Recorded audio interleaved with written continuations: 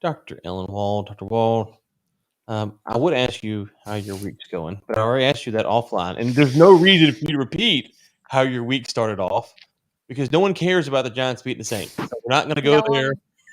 No. We're not going to go there. We're not going to discuss it. It was a I tough was thing. thinking of painting my face, with the red and blue and why, but I thought that would be like overkill. I mean, if the Giants are going to win one football game, why do they have to beat the Saints? Why can't they beat someone else? I don't understand. Hey, I do not know. Like they should have beaten, say, like the Falcons, right? Yeah. Oh, the Falcons. Did you see how they lost yesterday? Oh, so terrible. Okay. So Yeah. I don't know. It was a weird day. I mean, the Jets won. I know. Yeah, there's some guy on Twitter. I don't know who. Bill Cowher predicted the Jets would beat the Titans, and he goes, "If the Jets beat the Titans, I'll name my youngest daughter Bill Cowher." Oops. Yeah. Oops. Oops Oops. is right. Oops Yeah. is right. Oops. So, Yeah.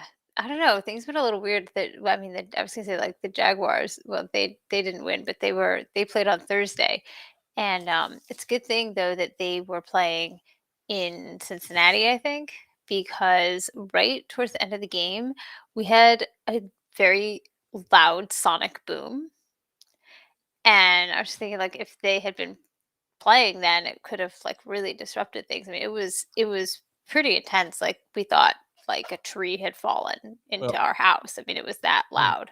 wow. Um and it was like 10:45 at night. So, Ooh, yeah, thank you SpaceX. yeah. Did you happen to see Urban Meyer out at the bar this weekend when you were out?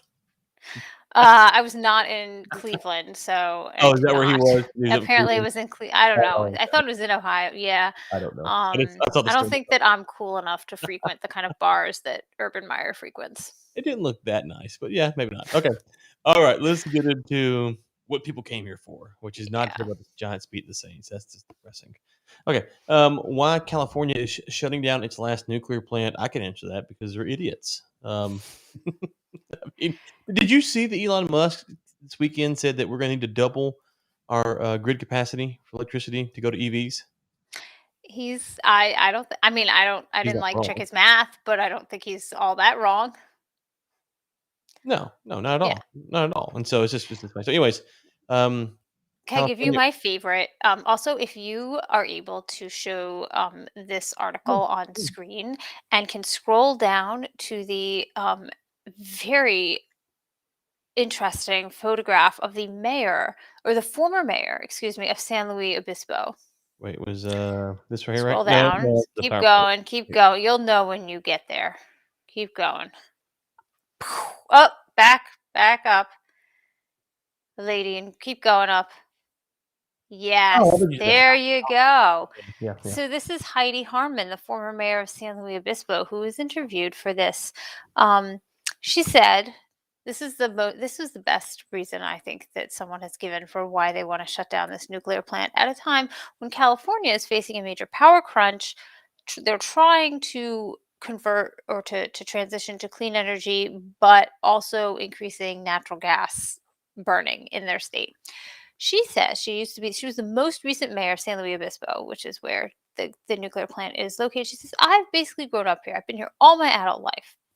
I have adult kids now. But especially after 9/11, my daughter, who was quite young then, was terrified of Diablo Canyon and became essentially obsessed and very anxious, knowing there was this potential security threat right there."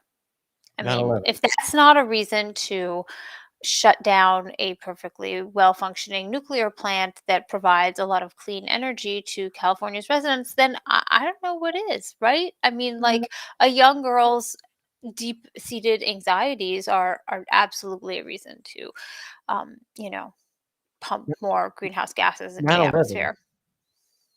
9/11. We just did the 20-year anniversary for 9/11, right? Hmm. Yeah. Now, I get concerns over earthquakes. Apparently, the plant is built somewhat close to a known fault line. Not really sure why they decided to do that, but and so I understand the fear of like Fukushima because that was a big deal. But yeah, this was a head scratcher as like a reason. I don't know. Anyway, and this is the woman who used to be the mayor, who's expressing that this is a good reason to shut down Mhm. the power plant. So, also, she doesn't trust PG&E to do its best level to create safety in that plant because they've been reckless. I've gotten this is her speaking. I've gotten an adult kid who was texting me in the middle of the night asking me if this is the apocalypse after the IPCC report came out, asking me if I have hope, asking me if it's going to be okay. And I cannot tell my kid that it's going to be okay anymore.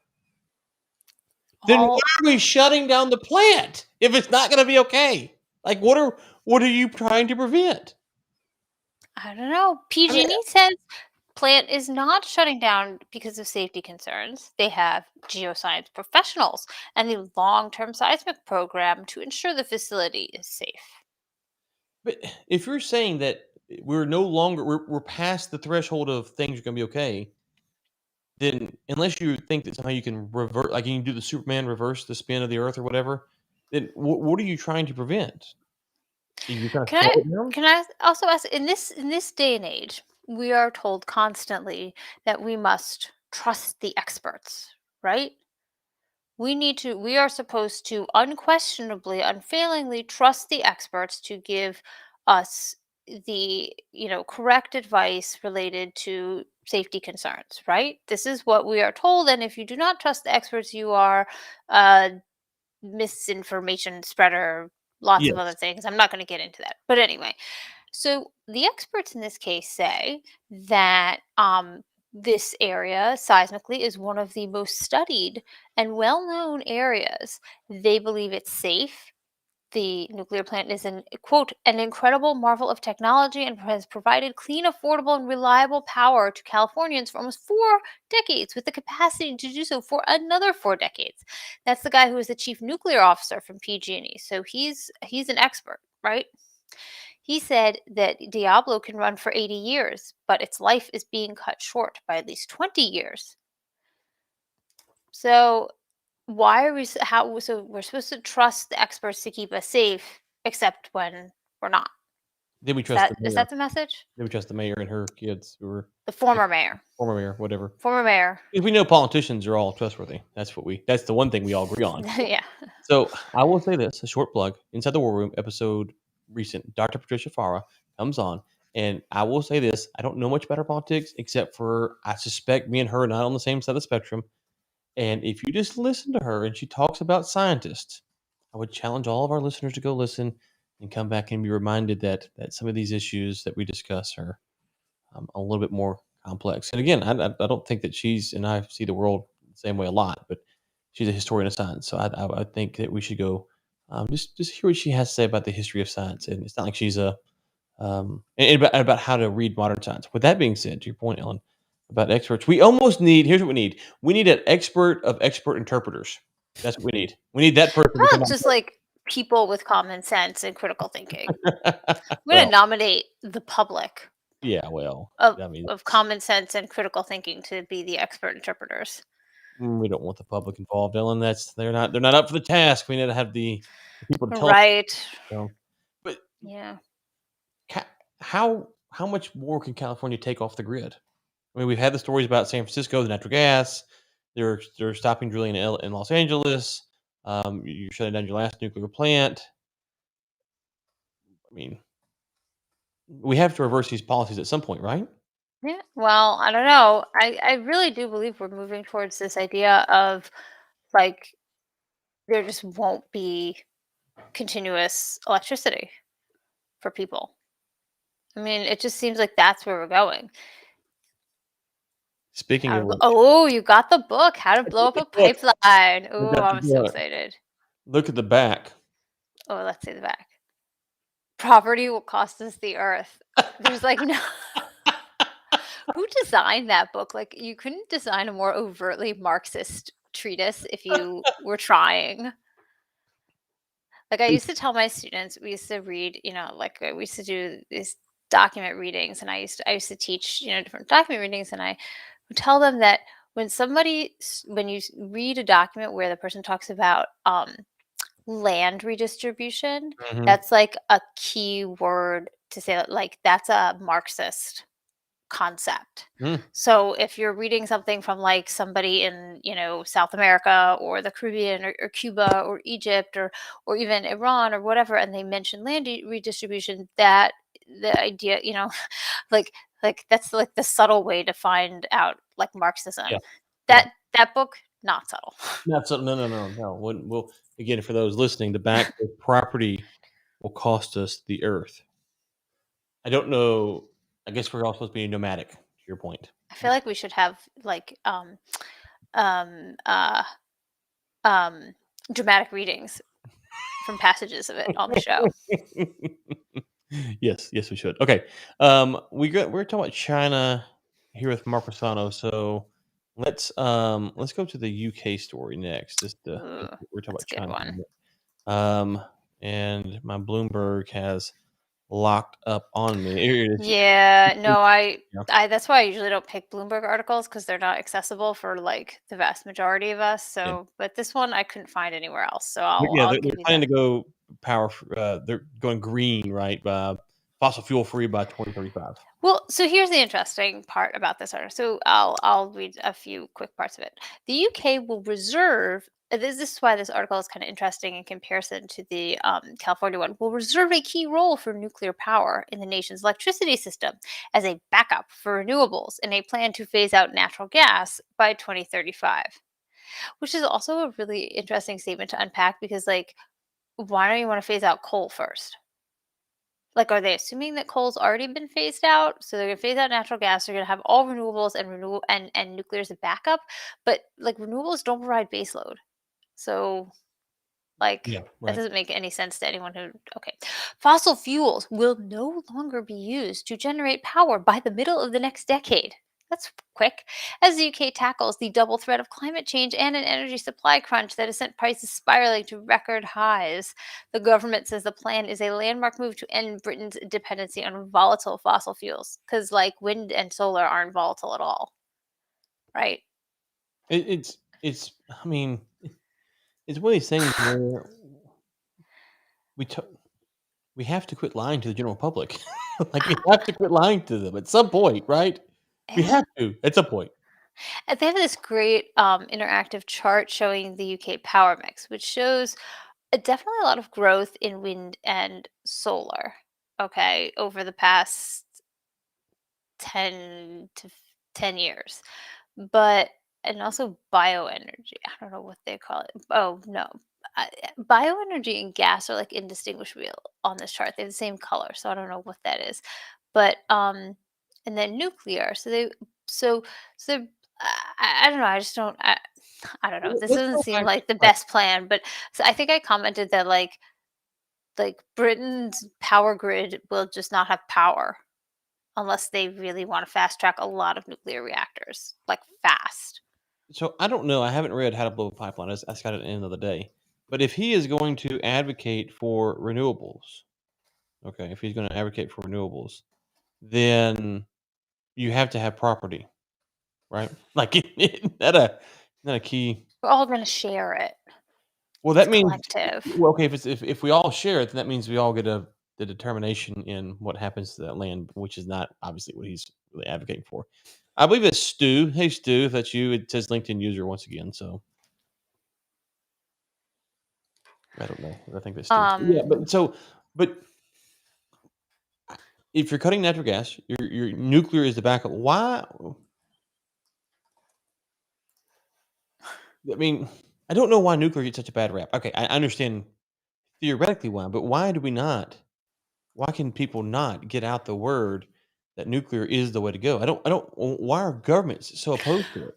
well, there actually was an interesting line in that CNBC article about California, which was basically saying that the anti-nuclear like movement is extremely well organized and like well funded and like they know what they're doing.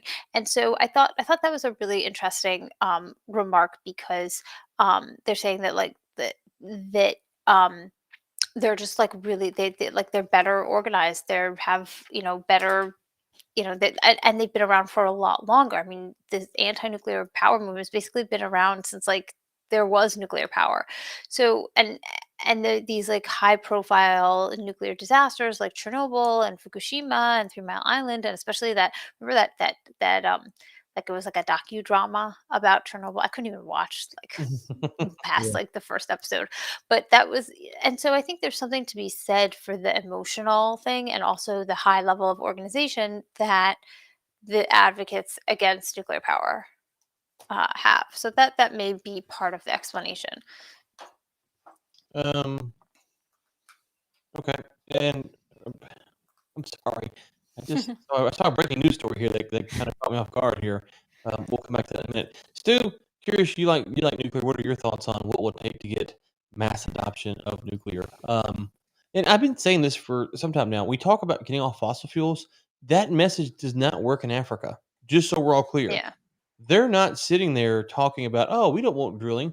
They want to drill for oil and gas. Okay, from Stu, they're shutting down the last nuclear plant in California because the consumers won't buy the power, even though it produces 9% of the. Yeah, that's what we're just talking about. You must have missed Yeah. it. We were just talking about that a minute ago, which is, how much further, how much less energy can California produce and still stay a first world country or part of a first world country? Like, at what point do they go back to the Stone Ages? I don't know that answer, but it seems like it's a little closer. But people in California are going to buy natural gas, and they're going to choose to buy natural gas and coal power. I mean, they already are buying coal power from Wyoming and like what, New Mexico. So Right, that's gonna be the ironic thing here, right? Is we're gonna over push the renewables, and in doing so, the grid won't be able to sustain, which means we're gonna have to go to quick and easy accessible energy, which would be natural gas and coal. And so you'll actually probably like triple the demand of coal and natural gas because you put such a squeeze on the grid. Okay.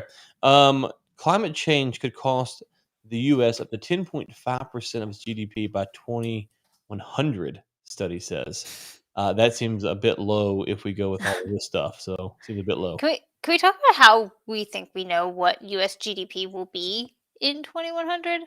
Well, Like, yeah. are we even going to have a GDP? I don't know. I was a little like, Will we still be a nation? yeah. A I mean, little bit ahead of ourselves?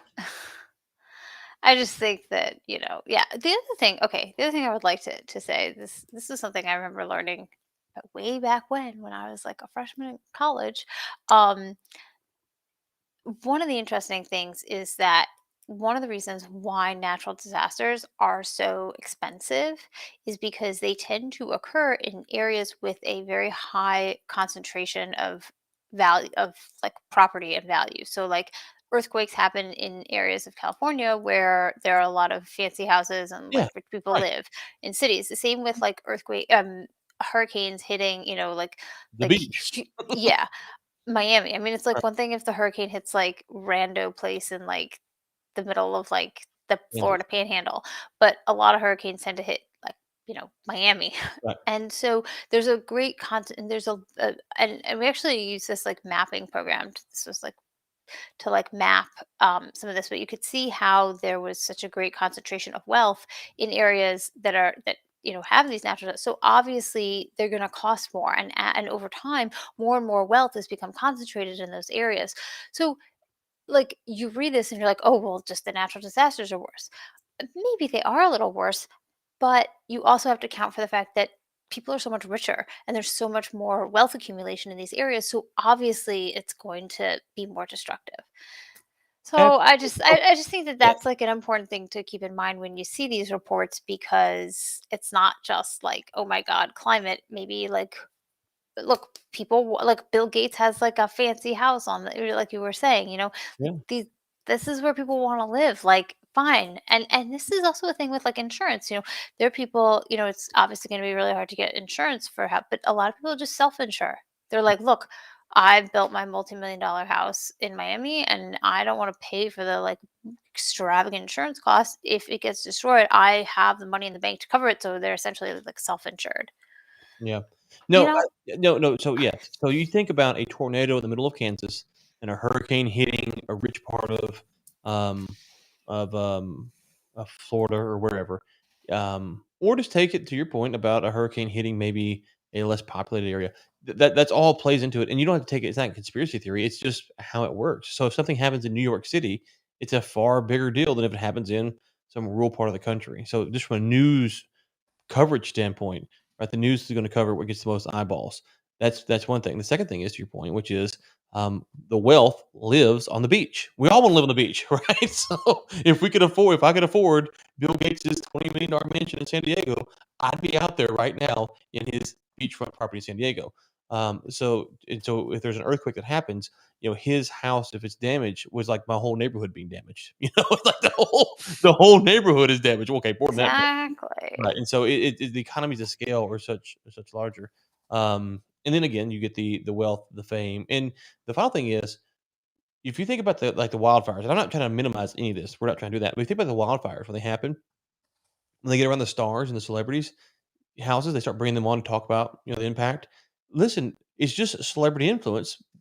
People want to hear what happens to Will Smith's house, or LeBron James, or more than they want to hear about. More than they want to hear about Ryan or Ellen's, and that's just it's just a fact of life. I mean, our lovely listeners care more about us, obviously, but so be it. Now, real quick, here's a good point and something I want to address. There are people in some of these areas that are forced to live in these islands because they grew up there. They're poor in some of these island areas. The volcanic area is a little bit different, maybe, but Hey, people love Hawaii. well, but I'm thinking like Haiti, right? Oh, Right. So Haiti's more like no, that's earthquake not volcano, prone. but that's hurricane. I'm talking about the hurricane. Yeah. But Haiti doesn't get the same coverage that Florida does, No. right? So there's you're kind of in the spectrum of a hurricane hitting rich Florida versus Haiti. It doesn't get the same coverage necessarily. As far as the Yeah. volcano area goes, yeah, it just depends on which one we're talking about per se. I don't know. A lot of people lived in Pompeii. That they did. Yeah, I don't know if I could live by the volcano. That would be. I'm a little too nervous for that. The nuclear Yeah. plant, I'm fine with. The volcano is probably a bit much. Yeah, I remember when that volcano exploded. I Oh, see. someone asked if I said whales live on the no, No, whales no, lives on the beach. that's We do not want the whales living on the beach. that still give me a hard time because I say whales, not wells. So Oh, just give me okay. Yeah, no, I was gonna say that. But wasn't there like this volcano in Hawaii like a couple years ago or something? It was kind of just like spewing stuff. It wasn't like a Mhm. massive but it was just kind of like spewing, and people were like, "Oh my god, it's." But like Hawaii's gorgeous. People love it, Mm, So look, look, there are costs of living. I, I don't know. This is the way it is. There are risks. absolutely. There's trade-offs. Speaking of trade-offs, I see in the green room we have the man who can explain trade-offs better than any person in the entire planet. The man, the myth, the Matrix himself, Mark Rossano. Mr. Rossano, how are you doing today? Good. Thanks for having me, guys. I appreciate the great entrance on that one in the green room. Oh, good. It's good to have you on, Mr. Rossano. Real quick, for our listeners who should be familiar with your work, but if they're not, why don't you give a quick introduction? Sure. So, Mark Rossano, have a private equity fund that looks at investing in energy infrastructure. So, for those that are looking at the collapse in energy prices, and I should say, the spike in electricity prices and collapse in availability of natural gas and other, that's what we're looking to try to address. Then we have a YouTube channel called Primary Vision Network. And we do everything from macroeconomics, energy, geopolitics, and then we on the primary vision side we have the frac spread count, and we do consulting and essentially taking that macro side and doing a deeper dive for clients. You left out that you're the Matrix. Mark is the Matrix. We're about to listen. All Mark knows is we want to talk about China, and we're about to fire off a bazillion questions, no script, and he's going to have an answer for literally everyone. So, Ellen, you had a tweet the other day. I don't know if you have it pulled up. If not, I can pull it up pretty quickly. And the tweet was something to the effect of this quote, which says, "Let's see, where's it at? China orders top energy firms to secure supplies at all costs." And I said, I know just the person who could answer what's going on here, and we have him here now. So, Mark, what is China talking about? Are they going to send out their fifth fleet and bomb someone? Is this like outspending? What's going on with China? So it's interesting. You have to put when that was said and who said it into context. It was said in front of a shuttered coal mine that was actually shut down because shockingly, the Chinese don't really look at human rights the same way. So there is, yeah. So they had a shuttered a coal mine because it was unsafe. So at the beginning of the year, there was a big cleaning house of any mine that was unsafe, that had a bad track record, was then shut down and had to be addressed. So when you hear the term at all costs, you have to think of, well, what do they mean by cost? Is it political? Is it human? Or is it actual price? And for them, it's a mixture of all three, but really kind of weighted towards the front two of, and the essentially the whole comment was, look, we need to bring these mines back. We need to make them safe to a point, but we need to expedite this because we need these mines to come online. And then the other comment was along the political side. As we all know, they're in a fight with Australia. They've really taken down a lot of their the coal imports to pretty much nothing, or at least a fraction of what they were. And that's really where they could make up that delta, to go out to Australia and say, look, we don't like you. We still don't like you. We probably won't like you in the next month, but we need your coal regardless. And that's kind of where they're sitting right now, of how much do they really move over and say, look, we're going to put aside our political issues right now because we just need your product. So one of the other questions I had was, and this really explains a lot about the context of this particular statement, was also, if it comes down to it, and there is a China has to start making choices between power to its residential areas, and maintaining certain levels of factory outputs that are, say, set by their central planning agency, where are they going to come down on this? Because I think that's probably, I mean, they claim they're not going to like let people go in the dark, but really, like, what do you think China will choose? So it's a great question, and it's something that you might have been reading the minds of the NDRC, or the National Development and Refinery Commission. When you look at what they're doing there, they've essentially said they're now going to start matching where prices are and allowing them to fluctuate a bit.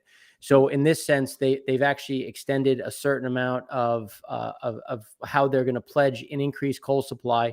But at the same time, they vowed, and this is a direct quote, there won't be cuts to residential power use. So that is a big component where they said, look, we're going to do a lot of things, but the residential is going to be first and foremost. So one of the benefits that they have right now is they've really slashed, and I'm talking like took a hatchet to steel production. So when you think about the amount of power that's consumed for aluminum smelting, for steel production, that from that point you're going to see a little bit more eased up. Now, there's also a certain amount of benefit based on timing. So when you look at what they do in September, they try to run as hard as they can ahead of Golden Week. Because if you just think about shipping times, and obviously we know shipping times have gotten much worse, the focus is trying to create as much product as possible to get it on the water so that it can be there in time for holiday season, which based on how bad things are, holiday season, some of these things might actually show up on the shelves in February.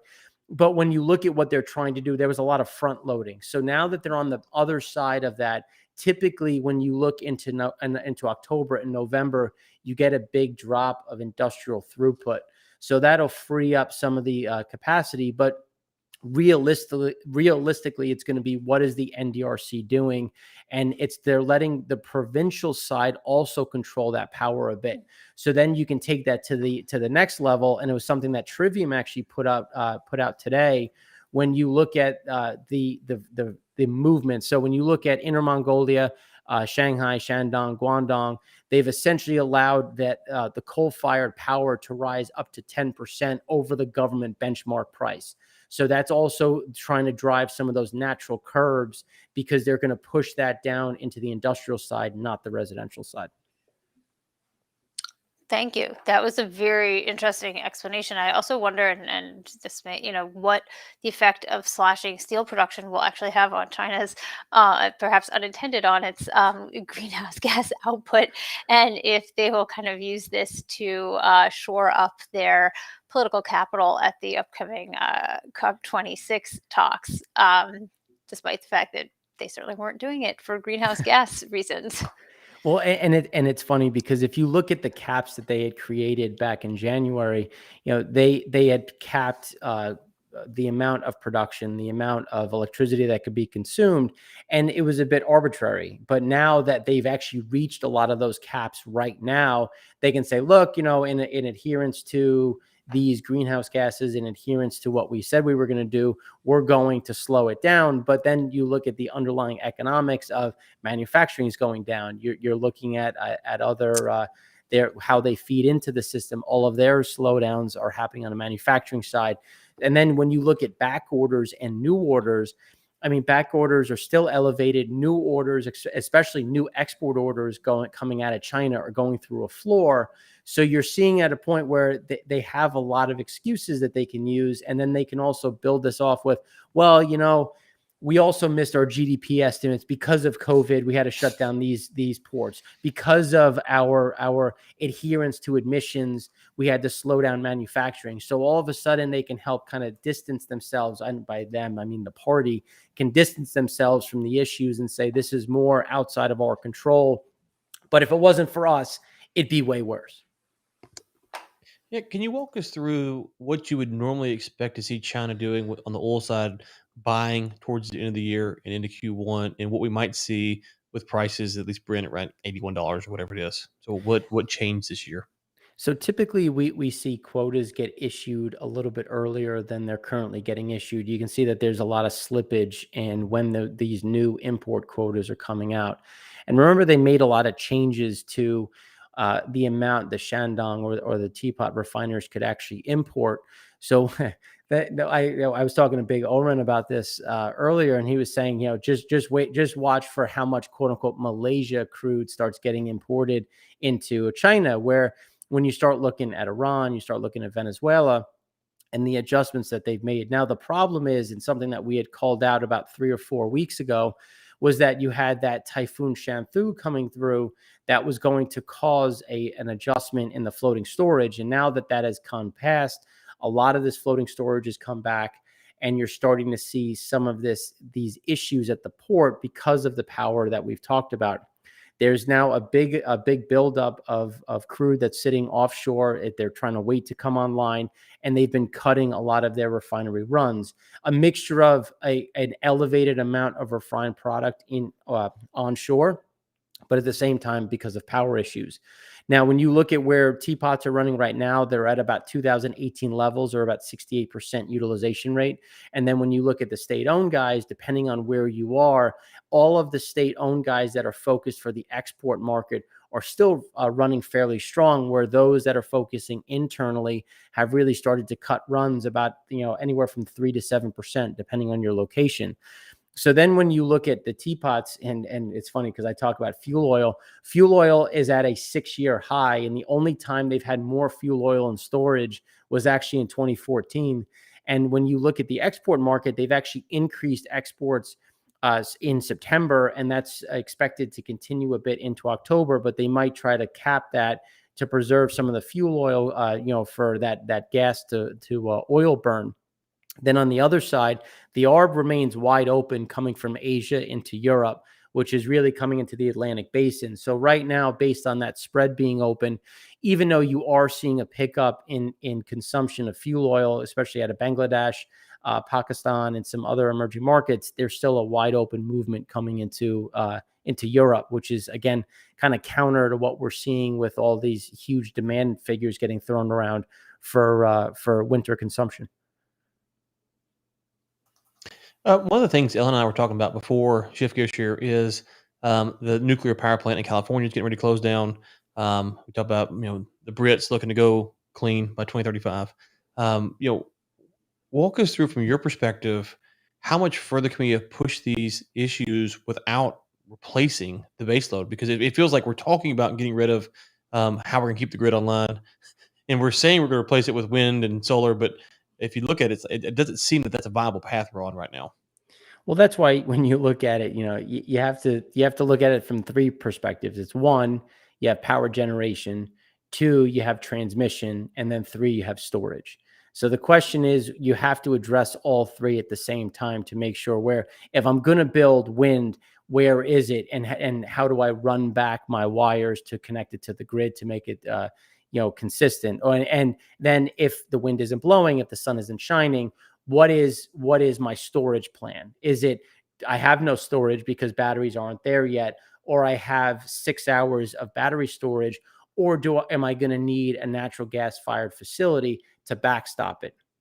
And right now, the easiest solution has been, I'm just going to have a natural gas guy sitting there, because a short cycle gas turbine can turn on in under 3 hours.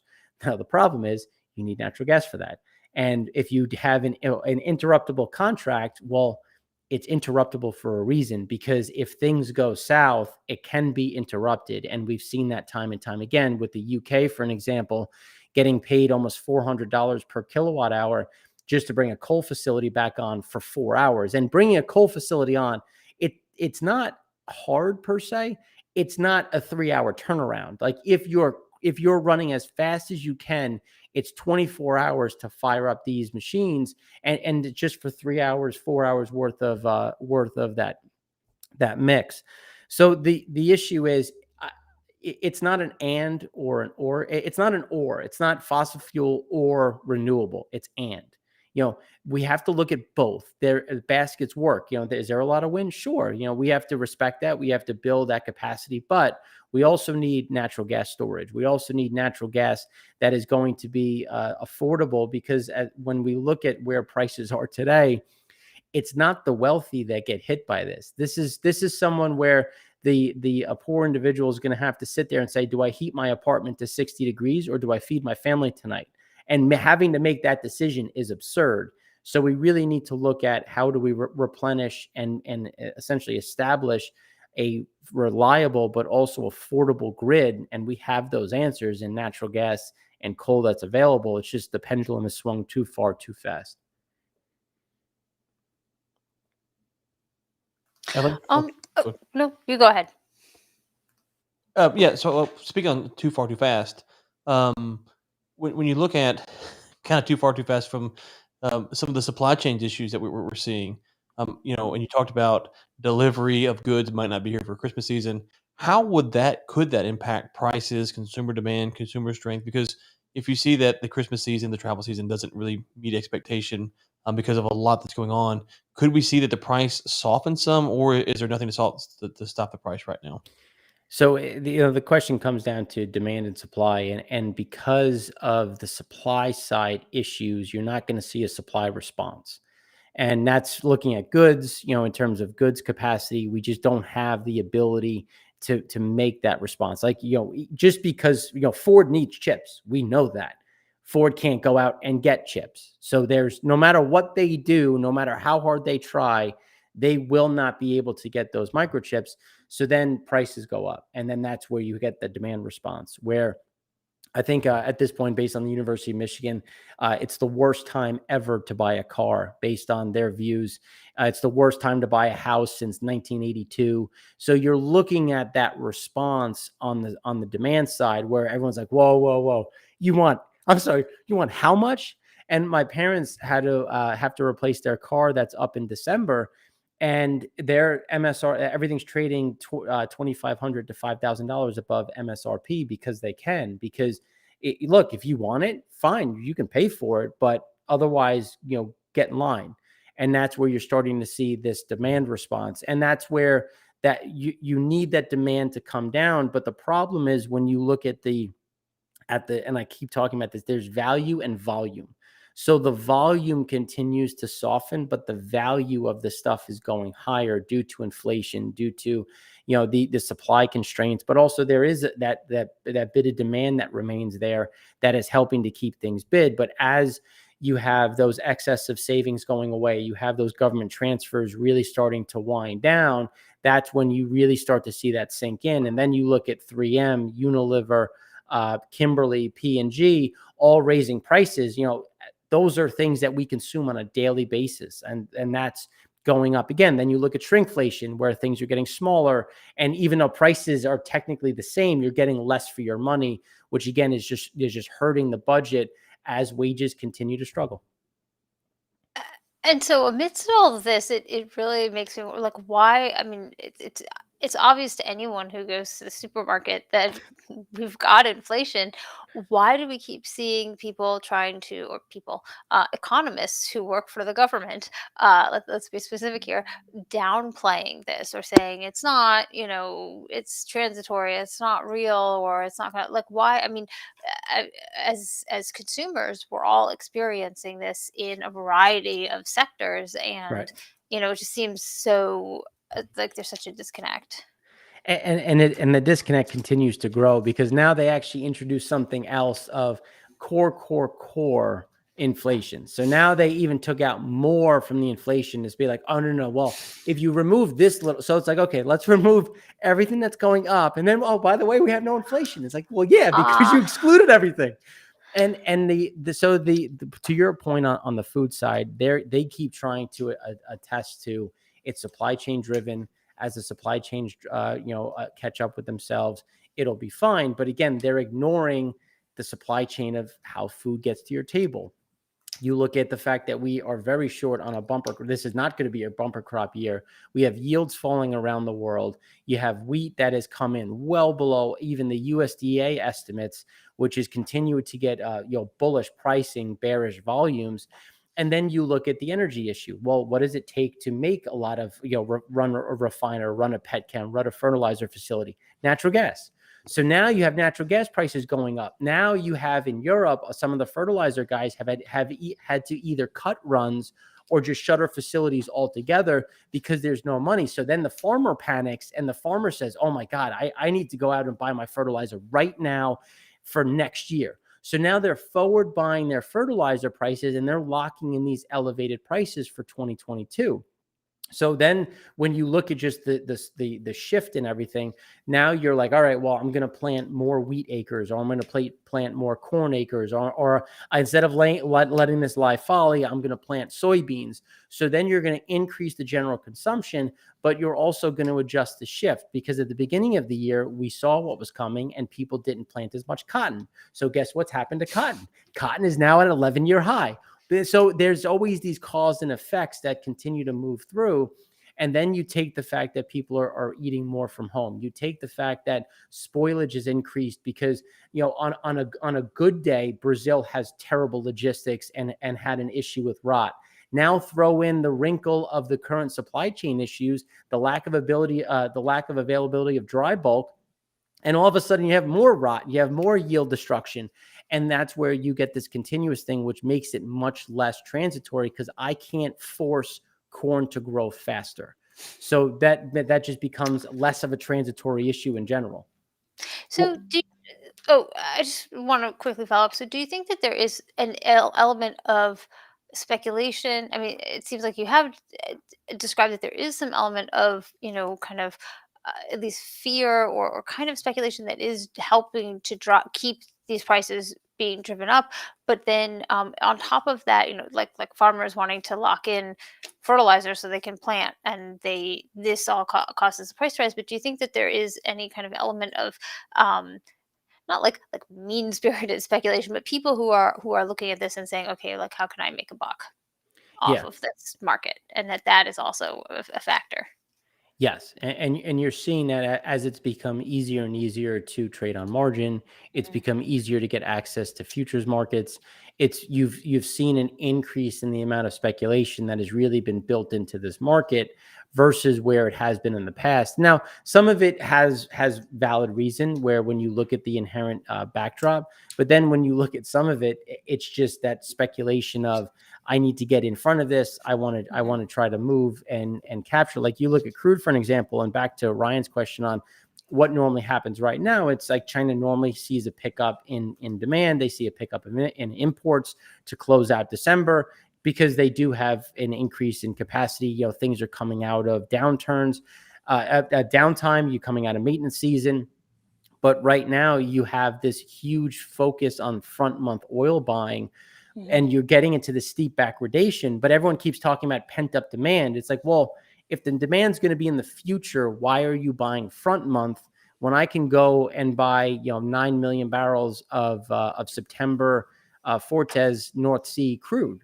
because they can't sell it. It's just sitting there. So then you look at Libya, which is cutting OSPs again, and they're now just above 2020 levels.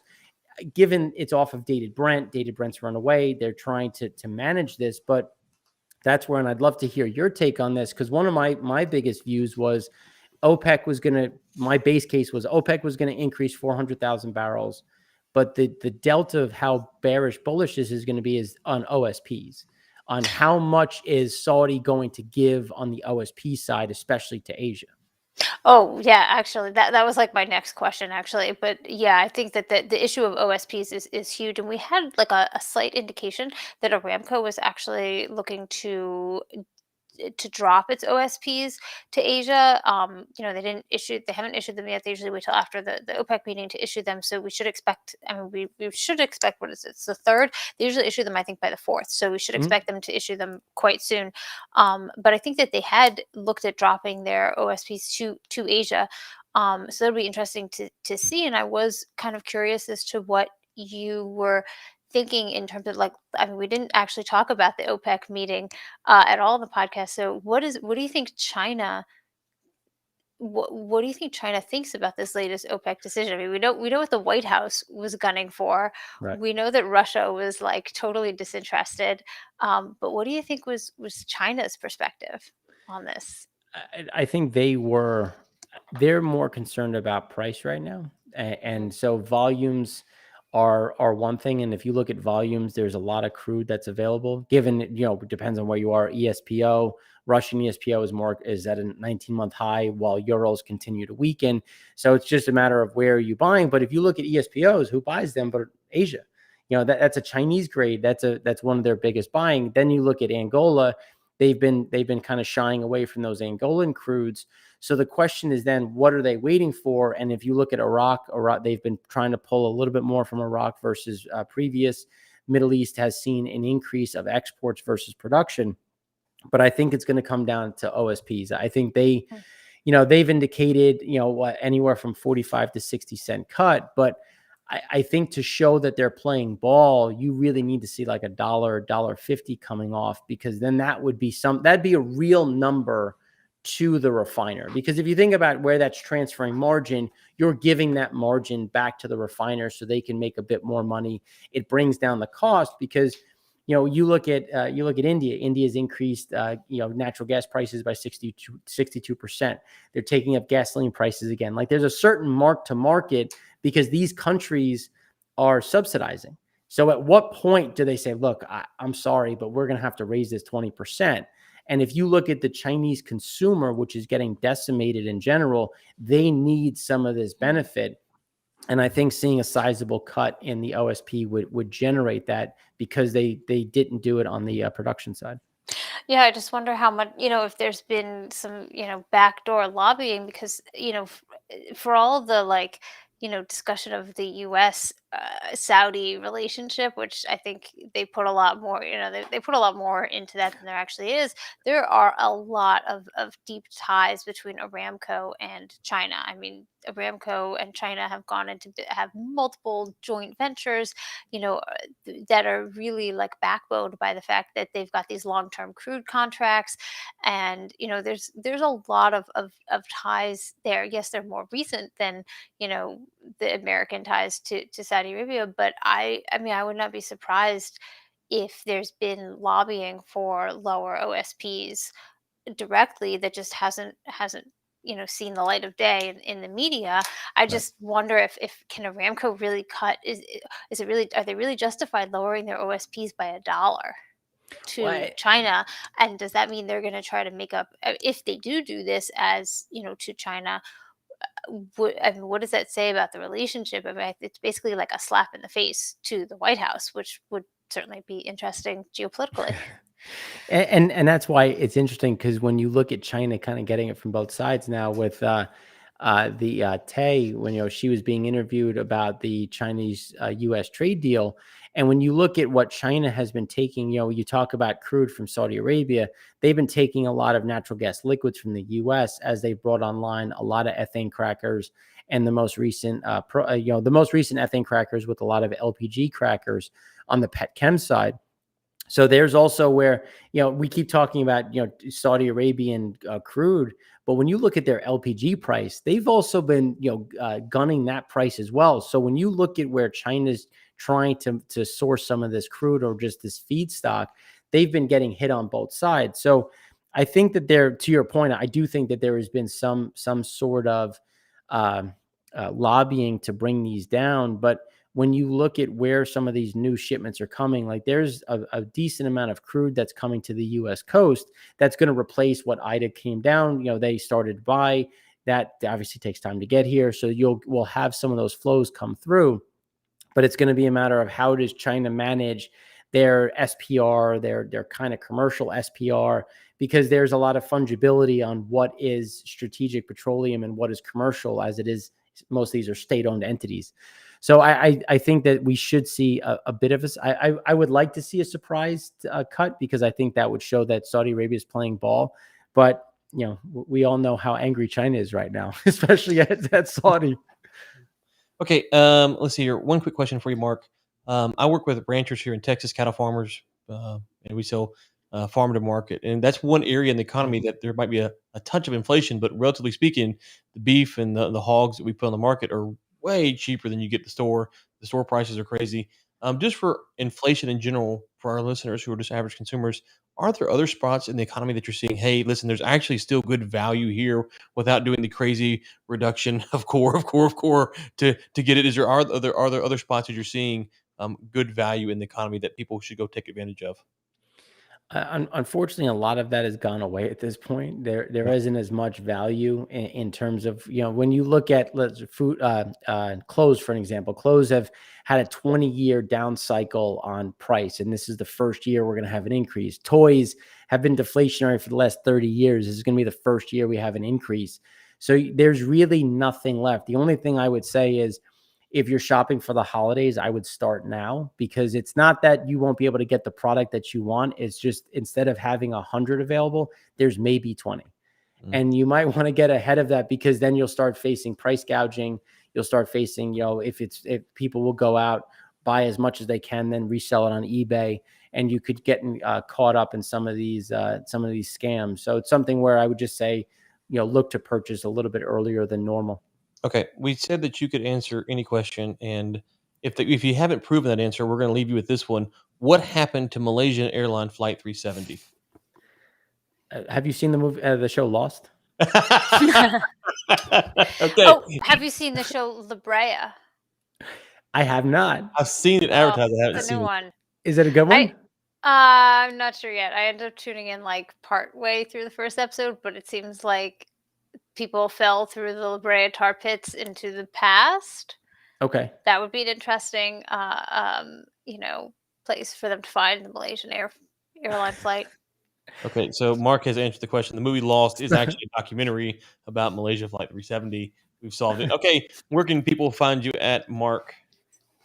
At Mark FNY is my Twitter handle, or you can find me either on YouTube in Primary Vision Network, or at M Rossano at c6capitalholdings.com. Okay, Mark, it's always good to talk to you. Thanks again for your time. It's a pleasure, guys. Thanks for having me. Thanks for coming. Okay, Dr. Wald, we have a bit of breaking news here that kind of stunned me earlier. I wanted to bring it to the people, though. This Okay. is from at New York Times. They're at NY Times official Twitter account, so it's not me. The tweet reads, New Zealand is abandoning its COVID-0 goal of eliminating the coronavirus.